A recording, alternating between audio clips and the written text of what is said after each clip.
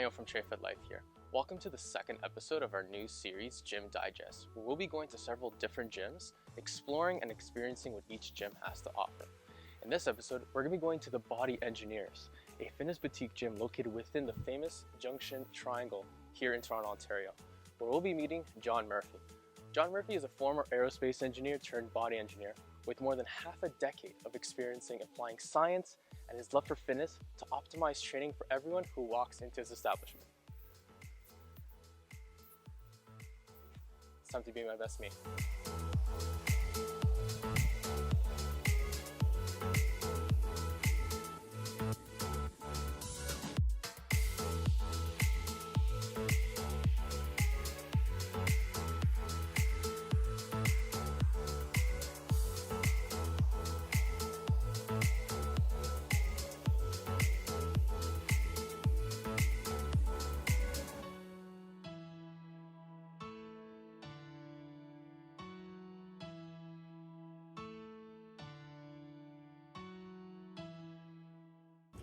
So John, first things first, I want to get to know the body engineer himself. Tell us a little bit more about yourself prior to opening up Body Engineers. Yeah, so I'm actually from London in the UK. I've been in Canada for the last 9 years or so. So before I actually went into fitness, I was an aerospace engineer. I did that as a degree, did a PhD, and then actually came to Toronto to do a postdoc research position at U of T. So I did that for a year, and then I actually wanted to stay in the country for longer, so because I liked it so much. And I actually decided, one of my best friends was a personal trainer, so he said, "Oh, you should do it because I train so much, and I've been training since I was 15. I played sport my whole life, so it was a good thing to do for a year." And then as I was doing it, I really loved learning about the body and all the extra details. I loved sort of learning more and more about sort of everything really to do with health, and so I decided to continue doing it and carry on this path. And one of the things I've always wanted to do is have my own business, so this allows me to do that. So then why the name The Body Engineers? I guess it partly because I was an engineer before, so it's that play on the engineer and being a trainer or being in fitness as well. But also as I started to learn more about body and about training and about fitness, I realized that there's actually quite a lot of similarities between engineering and training the body or engineering the body. So, well, if you look at each individual muscle and how they work, and there's like an axis, and then there's a line of force that the muscle is applying to that joint or that axis, and look at the body in that way and how every joint affects another joint, and also just how you can modify exercises so that there's less stress on your joints from a more physics kind of perspective. And that's kind of why I go more into sort of the injury prevention and recovery side of things. So John, what sort of separates your gym from another sort of fitness boutique? I guess one of the primary things that separates us from other gyms is that we really focus more on injury prevention and injury recovery. So we're looking at a gym more as like a place where you take, say for example, your car in for a service. You're taking it in to optimize all the different parts of the car, so then when you take it on the road, it's going to perform better and it's less likely to break down. And that's kind of how I see the gym as being as a place like that, of optimizing your body and making sure that you don't injure yourself outside. And so it's really just doing things in the right way, learning what your limitations are, how to activate, strengthen muscles that you need to strengthen, not just generic things. Yeah. So it's more of a scientific approach to exercise, and making sure you do things in the right way so that then you can continue doing the things you love doing for as long as possible. So I saw on your website that you offer MAT, and it's also all over your Instagram. For those at home, you can just check that out. What is MAT for those who do not know? Yeah, so MAT stands for Muscle Activation Techniques, and this is a powerful muscular assessment technique which assesses and corrects muscle imbalances. So essentially tries to get to the root cause of pain. So it's not like actually treating pain, but it's trying to understand where it's coming from by testing and assessing and then maintaining contractile efficiency of your muscles. So what you actually need to do is isolate or sort of strengthen those muscles on the other side of the joint, and then your range of motion will then free up and improve. And that can lead to better function and then also reduce pain as well. All right, everyone. Got my Wonder Woman water bottle ready to go to battle. So John, do you think you can kind of show me this machine and how you kind of teach and your style?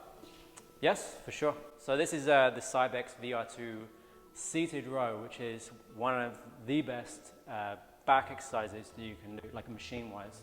So one of the things that I love about this machine is that you can actually modify the resistance profile of the machine by placing a little insert here. And what this does is, with a typical back exercise, when you get right to the back, it's usually where it's the hardest because you've got greater distance between where the weight's going through and your joint. And so it gets harder and harder and harder as you get back. And usually the machine doesn't really help you out at all, and it keeps it at the same weight. Whereas with that insert at the back, it actually more matches your strength profile, so whoever's actually doing the exercise, so that when you get to the back, it gets a bit lighter. So that's one thing that's really cool, and it enables you to use full range of motion and actually get to the end. So when you're setting up for the machine, you want to make sure you've got the right seat height, so that when you're at the back, your arm is approximately parallel to the ground. What you're going to do is just grab the handles, and more with the fingers rather than actually grabbing with the whole hand. And then first of all, you're mainly trying to lean into the pad as much as possible. And what this does is it enables you to keep one end of the muscle as still as possible so that you're not incorporating other things into the exercise. So you're just keeping the arm straight, retracting the shoulders all the way back, and then rowing back. And you do the exercise, you should feel it gets lighter here, and you're just finding that squeeze in between the shoulder blades. And then you're just slowly letting it down, letting it go out. As it goes out, it's actually going to get a bit heavier. And then retract the shoulders again, pushing into the chest pad, and then rowing back, finding that squeeze, holding it here for a few seconds, and then slowly back. And depending on people's width of shoulders, you can also vary the width of this as well, which is quite useful as well. So we're going to get Emmanuel to come in and try the exercise. All right. This is pretty much the right seat height for you. So we're going to keep your feet back, and then you're going to grab these handles and just with your fingers. Make sure you're not gripping with a whole hand, because then that puts your wrist in the wrong position. So make sure you're with the fingers. Fingers first, then wrap through? Yeah, just where you could even just hold it with just the fingers. Okay. So first of all, we're just going to do the retraction first with the arm straight. So I see. You're not going to bend the arms yet. So you're just going to lean into this pad as much as possible and try and squeeze your shoulders together. So you're just trying to get used to isolating this area as much as possible. So then you can let it go forward a little bit and then retract the shoulders with the arm straight. So keep going, keep going, keep going, keep going. Keep squeezing, keep squeezing. Push into this pad, keep squeezing. Do you feel it here? Mm-hmm. Good. Do that a couple more times. Because you really want to get used to this. This is what a lot of people find really hard with, is isolating this without bending the arm. So when you've got used to that, then what you're going to do is you're going to retract as hard as you can, or as far back as you can, pushing in, make sure you push into this pad. And then when you've done that, then you're going to row back slowly. Keep pushing into this, so you're keeping everything else still, and then slowly back. Do you feel it get lighter as you get to the back? Yeah. Is that the... That's the cam modification. Oh, right on, man. Yeah. Right on.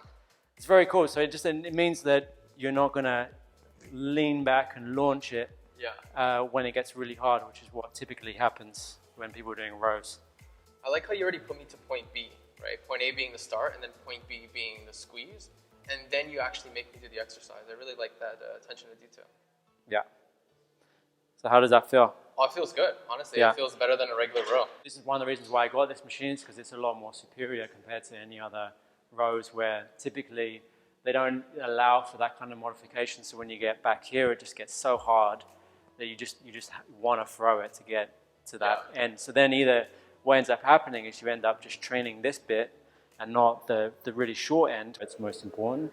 It's where you're going to get a lot of gains from. And so you want to be able to train that, because that's actually where you're usually weakest. And by strengthening that part is going to really help with avoiding injury and getting as strong as possible. Right on, man. That's the real body engineer over here, John Murphy. Awesome. Thanks, man. You think we can try some MAT? Yeah. So first of all, like with MAT, it always starts with a range of motion assessment. So what we'll do is we'll just quickly look at the body and to see where you've got some limitations. So first of all, we're going to get you to bend your legs and then lift the hips up. So all this does is just recess the hip a little bit and then back down again and then extend the legs. So we're just seeing like if there's any kind of leg length difference here. Actually slightly shorter on this side. It looks like you're a little bit more turned out on this side than this side, so this suggests there's some sort of imbalance there.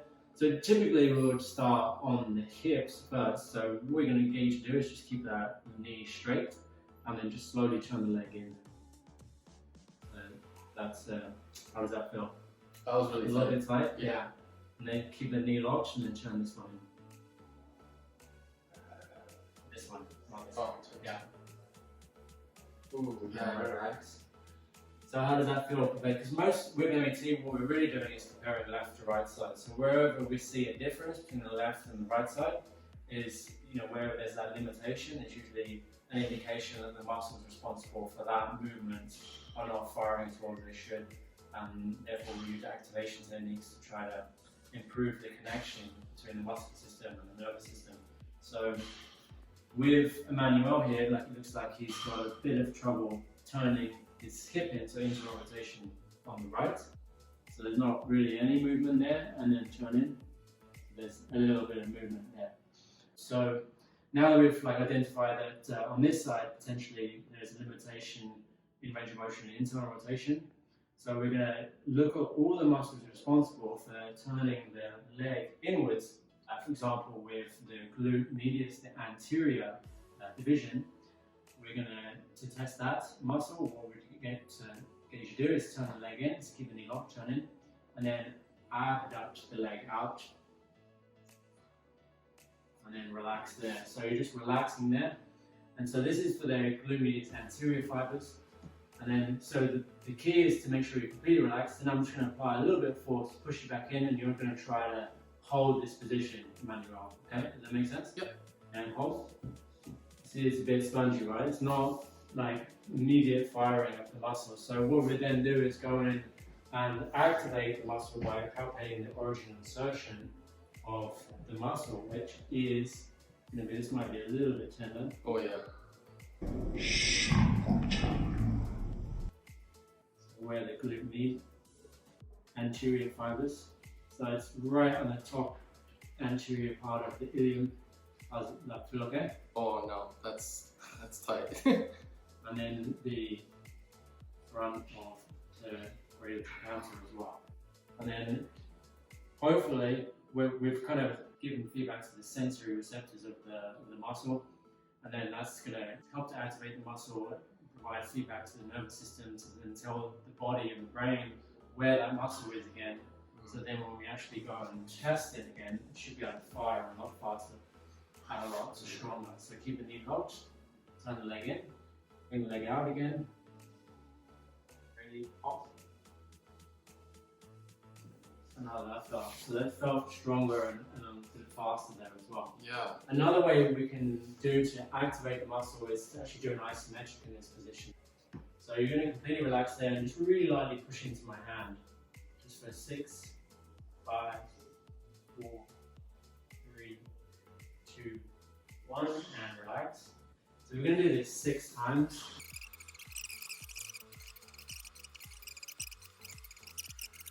Good. So now we're going to retest the muscle to make sure that it's firing better. Turn the leg in.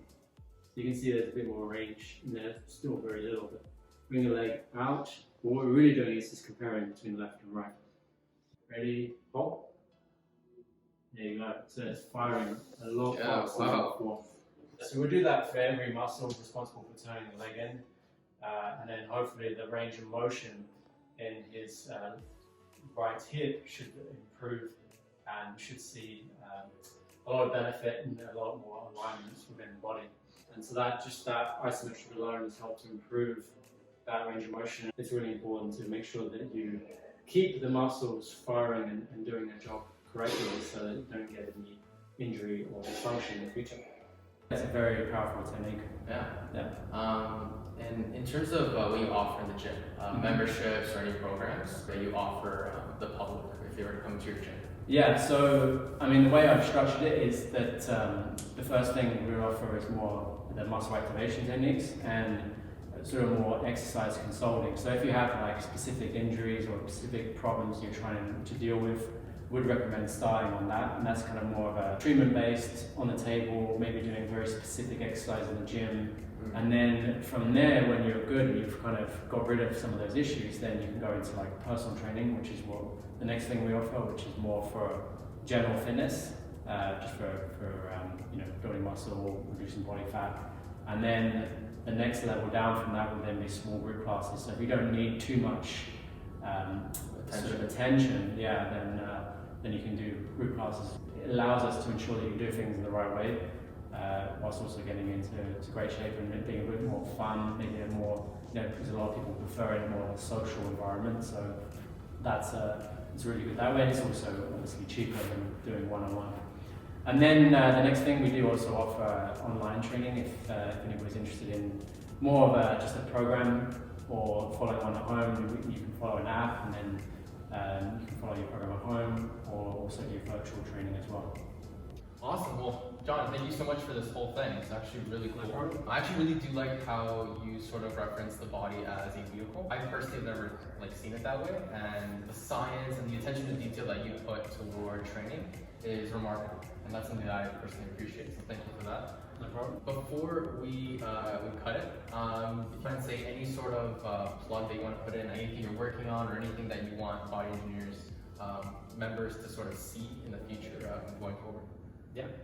So going forward, I mean, a couple of things that I'm going to be working on is that over the next couple of years, I'm looking at maybe setting up a retreat in a sort of a more hotter country. So that's going to be something that I'm looking at in the future, which is going to follow some of the principles that we're following here, but be able to take people into a really nice location, and then be able to focus on really optimizing your body over a week or two to really gain those really good results in the shortest time possible. I'm also looking at working on a book and an online course for how to optimize your body, both through training and mindset, in the best way possible. So yeah, keep a lookout for that. Alrighty, so you heard it here first. Please like, comment, and subscribe on this video if you want to see more GymDigest. If you want to see more John, his YouTube and his Instagram is linked down below, so give that a check. And then we'll be seeing you on the next episode of GymDigest. See you then.